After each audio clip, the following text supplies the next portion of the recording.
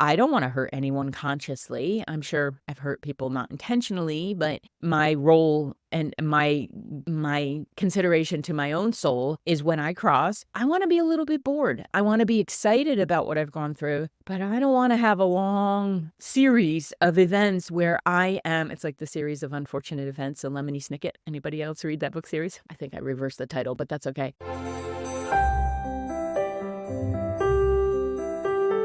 Hi there, I'm Vicki Baird, and welcome to Intuition, Your Success Compass. Thank you for joining me for this episode. If you've been here before, you know this gal usually lives back behind me, and I have a tree coming out of my head. She does not like direct sunlight in the summertime. She's a corn plant, and we affectionately call her Mama because I have her babies all over the house, and I have had this plant for 27 years. I rescued her off of somebody's porch and she had no water or anything. I knew nothing about plants. I still don't have the greenest thumb, but I try because they all have an essence to them and energy. I take it very personally if they don't live. And it's much like a human. We all have that life force within us, right? And we all have our essence and our own energy to us. So do plants and so do animals. So I'm very grateful that she's here. Every couple years she has another baby and we have to do the repotting. She's not a fan, but that's not what we're talking about today. Today we are going to talk about your inner critic, your judge, that biatch, that jerk, that I don't know if I can say the other word.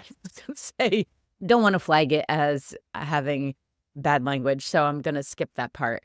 But that voice that lives within all of us, and why is it there? How can I move it? How can I make friends with it even?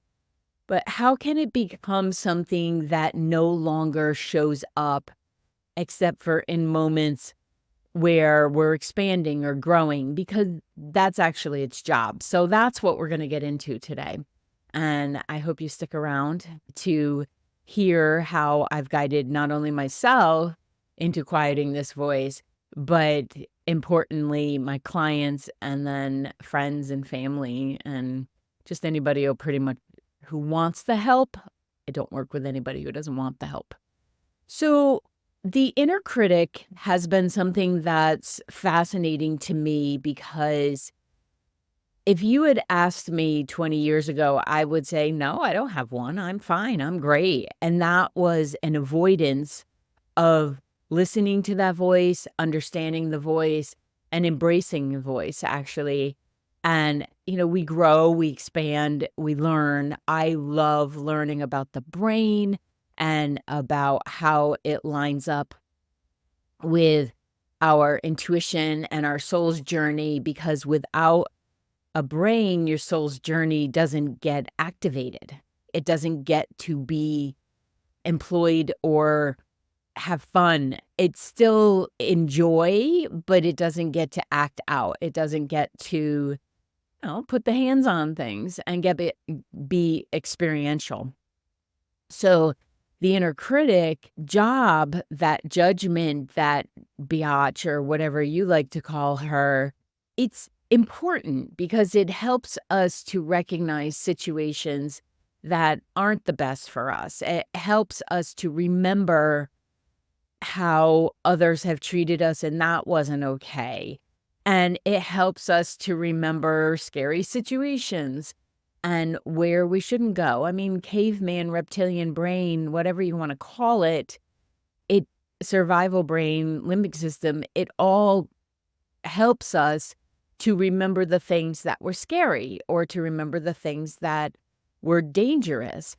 And there's a really good service that it provides in that, except that it tends to make everything scary or doubtful or judgmental if you're not aware that that voice is happening in there.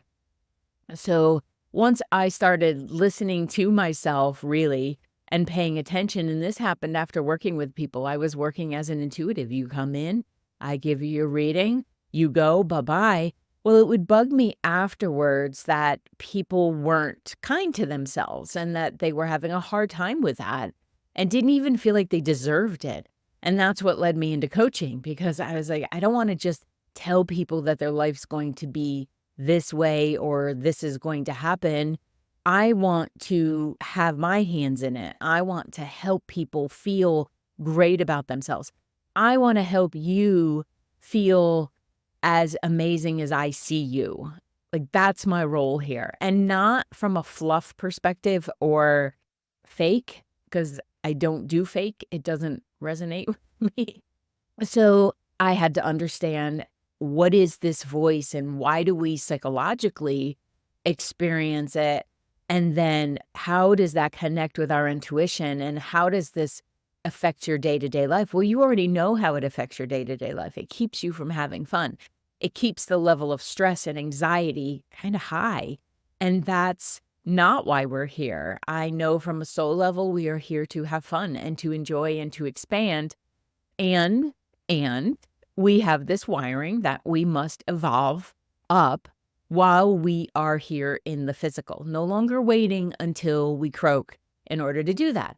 See, the process has been for millennia that we would go through our life, sometimes very short lives, that we would go through our lives, we would collect all the information and the experiences, we would pass, right? We would leave our physical bodies, we would be back in our soul energy, and we would have that life review, and we would decide, okay, in next lifetime, this is what I would like to learn, or poof, kind of messed that one up. I'd like to do that differently.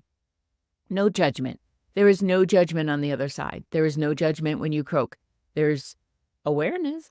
There's experiencing what other people felt as a result of your conscious actions. And this is why I get on people about be conscious, be aware of your actions, learn to apologize, learn to see what wasn't cool and take responsibility for that. Because when we cross and we go through that life review, we get to feel how other people felt as a result of us and our choices consciously. I don't know about you, but I do not want to experience that frame after frame. Like, I am way too much of a feeler to even consider that things I would do consciously, I then have to feel the people I loved, or maybe even, that person in the grocery store that in this lifetime I don't love, but as a soul and as a connector, it's still there, right? So I don't want to hurt anyone consciously. I'm sure I've hurt people not intentionally, but my role and my consideration to my own soul is, when I cross, I want to be a little bit bored. I want to be excited about what I've gone through, but I don't want to have a long series of events where I am, it's like the series of unfortunate events and Lemony Snicket. Anybody else read that book series? So I think I reversed the title, but that's okay. So when I cross, I would like to be there and be like, yeah, I did. I learned about that. I did do that in my 20s. And I learned in my 40s that, okay, that wasn't so cool. Let's not do that again. Your inner critic is there to help you with that too. Okay? We're calling it the inner critic when we begin. Eventually, it will be that voice of data, that voice of practicality, very human conditioned. Okay? So it gets trained from a place of, when we come in as newbies and new babies and all that, we're learning everything and we're taking everything in and we're sponges. And we learn and we sometimes adopt other people's critics and other people's self-judgment into ourselves. And I feel like it's all of our responsibilities to our soul, but also to our human self and then to humanity, to figure out what's ours and what's not ours. So a lot of your critic or your judgmental voice may not even be yours. However, if it's living in-house, you are responsible for evicting that puppy. You are responsible for kicking out that voice. And sometimes it has to be very matter of fact, and sometimes it has to be firm. And sometimes it has to be loving, and I'm going to talk about all of those. Your left brain, your judgmental side, is there in a way that helped us in evolutionary senses, but we don't need to do that caveman crap anymore. We can evolve into a place where we are sentient beings, recognizing that and being kind to others, even if we don't agree with their politics, with what they wear, with whom they love, with if they have pets or not. Like, there's no need for us to judge others. And once you figure it out within yourself that you've been judging yourself so much that you really recognize, oh, that is me putting the judgment I don't want to look at within myself to others. I had a great experience had to have some cardiac tests done. And I was heading in for, I think, the stress test or something. And this gentleman came out. He was so fun. And just that medical professional that makes you want to go have the test done because he was just so engaging and fun. And he comes out and he's pointing at the person he's calling in. And it seemed like they knew each other. So they had already established a rapport. And he came out and he pointed and he said, "I didn't do it. She did." And we all knew he was teasing and it was a fun thing. And I just, because of who I am and I've never met a stranger, I said, "I don't quite believe that, sir. I think you actually did do it." So it's just keeping the fun, keeping the light. There were people who were nervous about their stuff going in. And I saw it as another workout. And thankfully, everything is fine. Nobody write me or text me, "Thank you for caring." Everything is brilliant. It's just a baseline test that when you get to a certain age, they like to have on file. So, and he's pointing at her and he's like, "Nope, nope, she did it. I'm sure she did it." And I said, "Well, sir, if you have a finger pointing at someone else, you have 3 pointing back to yourself. So therefore, the numbers say you actually did it." And he took that so brilliantly. And he's like, "I like you. You're fun." And I said, "Thank you." And then the woman was up. She was ready to go do her test. And it was just such a lovely interaction. And maybe others who heard it will listen to that. But that's what judgment does to us, right? Like, we're judging ourselves 3 times over, but we're pointing a finger at other people saying it's them. They're the ones that are wrong. How could they live like that? What's up with them? They're, ignorant, or, they're of that culture, so therefore they're not intelligent. I have to admit that one burns my butt a little bit. So it's hard for me not to judge someone who's saying that and judging another person. I mean, I am human.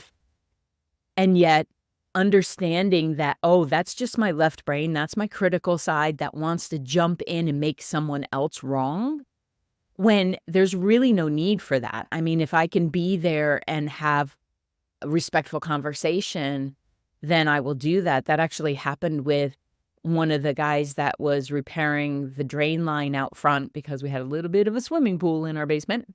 That's not where we want it. It's not designed for that. So we had to have the drains fixed out front. And he was parroting a certain politician who's running for president. And I said to him, "Sir, not on my property." And up until that point, we had a good rapport. And I had been, "You're here doing work for me. Of course, whatever makes it easier for you to do the work, go ahead and do it." They're obviously not used to that. And even when the internet went out and I had to do my work, I was like, "It's fine. I will use a hotspot on my phone. I'll call the company. It'll be fine." And they're kind of looking at me like, okay, who is this person who's not causing a fuss? And I'm like, well, I'm not going to. It's not your fault that somebody ran a line there and then put piping underneath it. But we're not going to judge those people either. So he's speaking in that way that, admittedly, in the past, I probably would have just shut up. I wouldn't have said anything because who am I to say? And then I realized, wait a minute, I worked so hard on that voice that's within my head to know who I am, to know when my critic is showing up. And this is what's important, identifying when it's showing up. I could have judged him for his perceptions, but thankfully, I've shifted enough neural pathways in my brain that I see a lot of this like a movie. Like, yes, I'm participating, but I'm watching a movie, and I'm not going to judge this gentleman who's giving me his opinions. But what I am going to say is, no, sir, not on my property. That's not happening. We are not talking about immigrants that way. We are not talking about anyone in that way on my property. And he looked at me, and you could tell that he had been grappling with this. I could tell that he had been grappling with this himself. And I said to him, it seems like you're creating an oxymoron situation, to which he made a joke about him being a moron, which was funny, when the people that were working really freaking hard on my front yard were from a culture different than our own.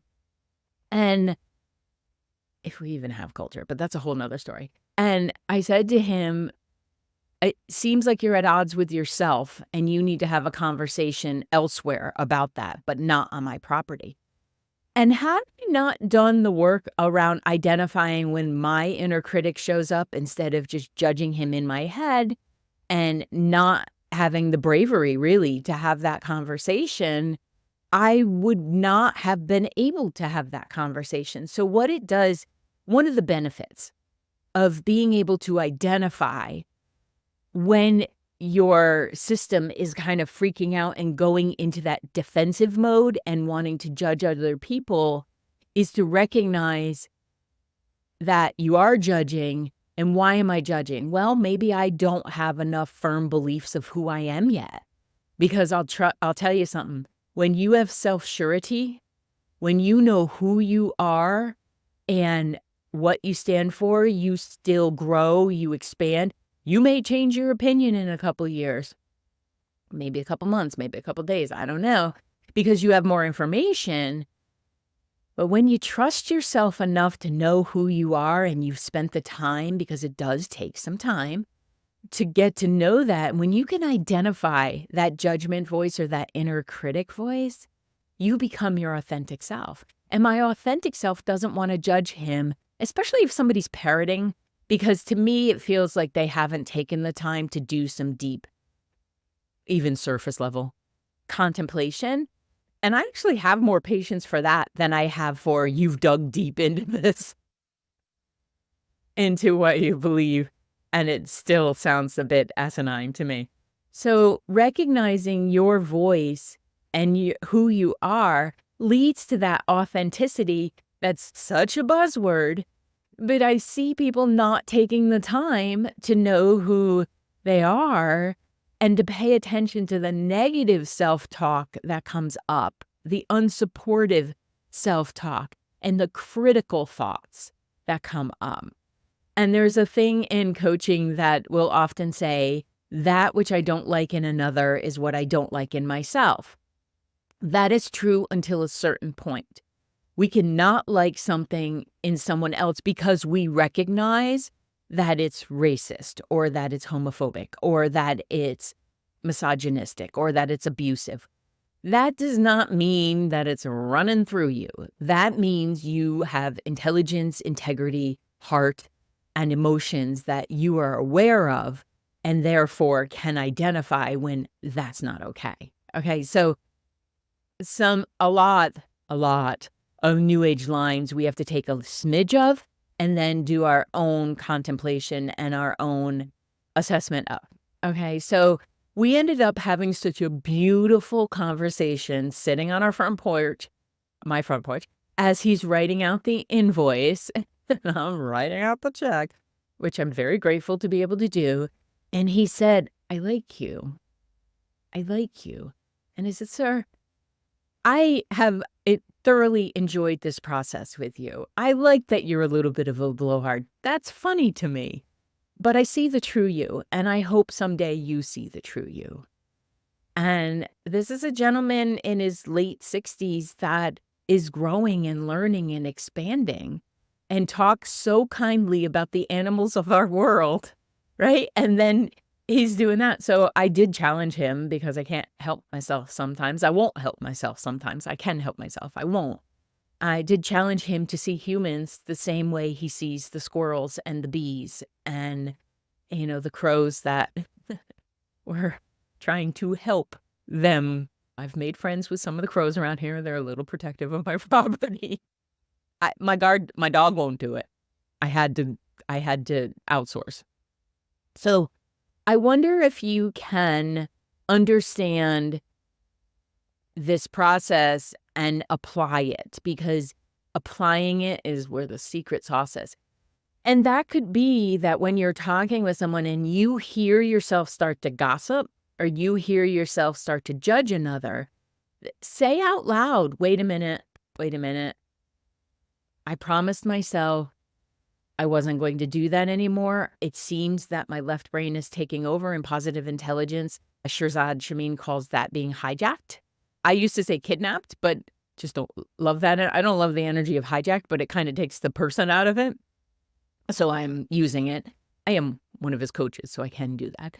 And so that your brain is just getting hijacked, and it can happen so fast that you don't even see it coming until you start to see it coming. So could you, in the next week, month, year, start paying attention to when that shows up? I want you to do it most especially towards self first, okay?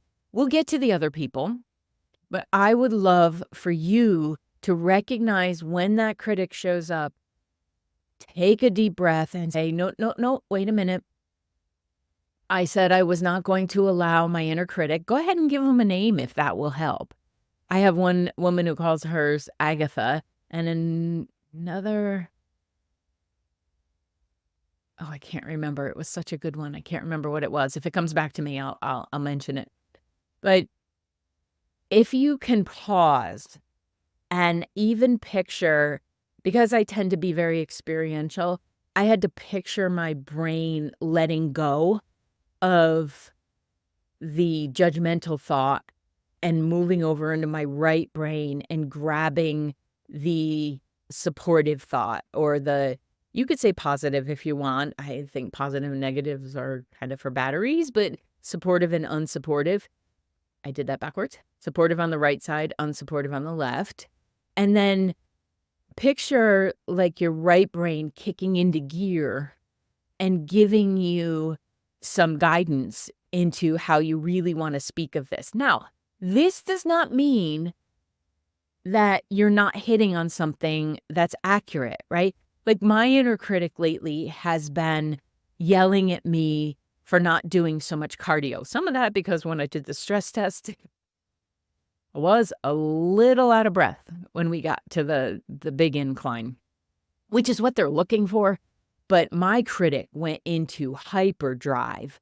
And if you've ever done the assessment through positive intelligence, it has the 10 saboteurs. Well, 9, the 10th being the judge and this critic that we're talking about. I'll put a link in the show notes so that you can go take that assessment. It's free. And it has a lot of information in there about understanding this judge, this critic, this inner biatch that exists in there. So my inner critic and my judge hyperachiever was off the rail about not doing enough cardio and doing more strength training and walking lately, which I freaking love the walking. But I used to run and I used to spin, and I'm not doing a lot of that. And I happen to like that stuff. So my inner critic was blah, blah, blah. Oh man, she was all over the place. And I paused her and I said, you know what? You are actually correct. And I talk back to the voice. I think it's helpful for me to separate it out from Vicky. It's a voice that my brain creates, that's been created, that's been conditioned, that's going to be there until I take my last breath. So I want to work in concert with her. So what I did, I stopped. I rubbed my fingers together because something tactile always gets me back in my body. I did take a couple breaths because I was starting to hype myself up, and not in the way that says you rock, Vic.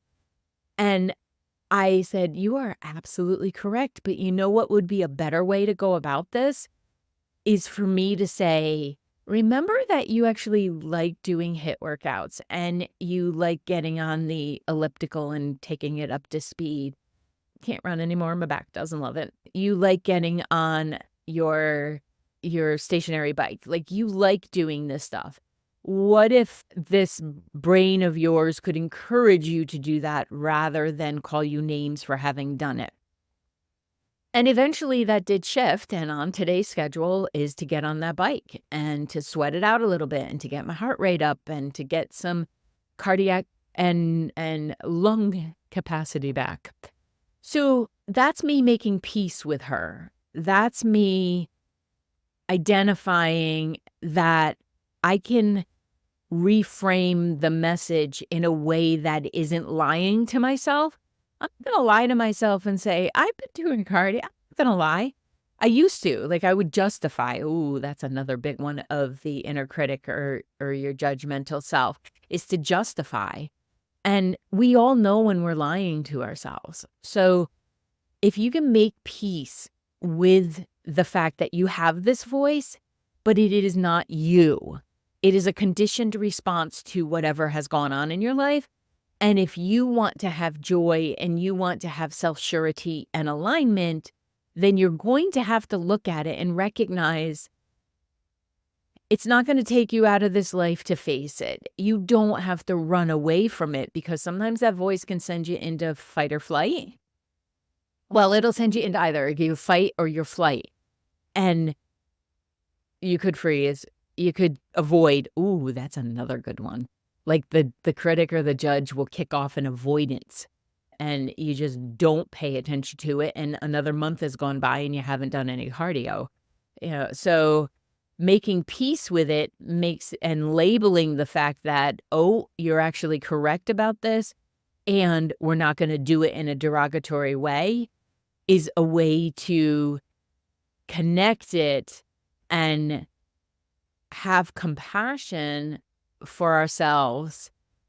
Previous episode, having grace and compassion, to be able to move into focus action, into application, where I actually get my butt on the bike. And it's beautiful out, so we're going to be getting on our actual bikes shortly, hopefully this weekend, if there's no rain in the forecast. And I want to be able to go for the ride and not suffer up some hills. So probably still suffer up some hills. The inclines, just not my friends, but I can get there. So how do you transform your inner critic?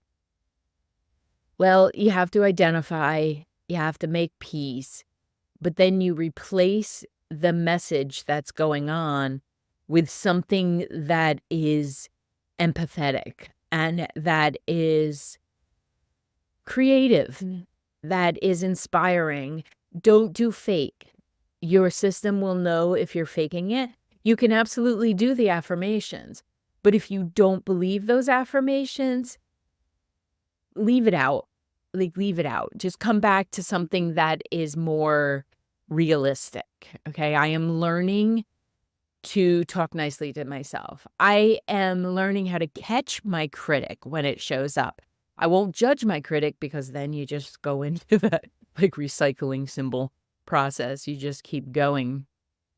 So I find, again, the tactile works very well. Hands on my heart reminds me that this thing's still beating. It's all good. Just got the clearance. So we can push it a little bit and see where the potential is. What you can do with all of this is imagine yourself a month ahead, a year ahead. Imagine yourself at the end of your life and you're still there cognitively and your body's still physically kicking booty. How do you want to see this portion of your life? Do you want to see yourself continue to drag out the judgment? Or do you want to see yourself applying it little by little? Micro movements matter. These little steps add up. Okay, so you identify it. You do something physical to shift the thought process from that left brain to the right brain. You ask your guides to help you. You ask angels. You ask whomever you believe in to help you be kinder to yourself we start at home, you start with self, and then we can move out to other people and you can start with other people, okay? If you're one of those people who are really a giver, like you really thrive and love helping other people, sometimes it does help to think I'm going to be kinder to myself as an example to these others so that they learn to be kind to themselves. Or it's very easy for me to be all empathic and say to someone, "Oh, honey, that sounds like it hurts," knowing damn well I have spoken to myself in the same context, in the same way, and yet didn't give myself that same consideration. So if you are someone that when you help others, it helps to reinforce how you're treating yourself, then absolutely. Any way you get there, okay? Any way you get to kindness for yourself and any way you get to kindness in spreading it to others, that's absolutely amazing. So I highly recommend reading the Positive Intelligence book. I have a program where when you coach with me, you get the app and you get supported every day within that app. It has helped me to solidify some of the shifts that I've made. And that's a way to help you too, maybe reaching out for coaching or therapy or downloading the book. It's available on Spotify as well. If you have premium Spotify, you can listen on there. If you do coaching with me through the app, you get the book free. The way we are going to expand our own mind and expand our own consciousness and expand humanity is to begin with self and to recognize the importance of making peace with and transforming this critical voice that's inside. And then you know what one of the benefits is? When other people are using their critic on you, you're like, I just don't believe that. I don't believe that of myself. And this has been one of the greatest gifts it's given me to expand my own neuropathway work and to really make peace with my inner critic and my judge is all those things that I've heard about myself from others, usually family, not external, which is fascinating, isn't it? I don't believe that of myself anymore. And I did. I bought into it just like we do because we're impressionable until such time that we recognize our value is loving ourselves. Our value is in being able to accept ourselves and then let that ripple out into the world. Thank you so much for being here. Thank you for being brave and considering having conversations with your inner critic. Thank you for being you. And I will see you in the next episode. Bye. Thank you for listening to this episode of Intuition, Your Success Compass. I appreciate you being here. If you would like more information about developing your intuitive skills, removing those blocks, and creating the life that feels the most successful to you, then head on over to vickibaird.com. That's VICKIBAIRD.com. And check out the courses, the groups, and the Spaces app that will allow you to be part of our community and know about upcoming events and specials. Thank you so much, and I'll see you in the next episode.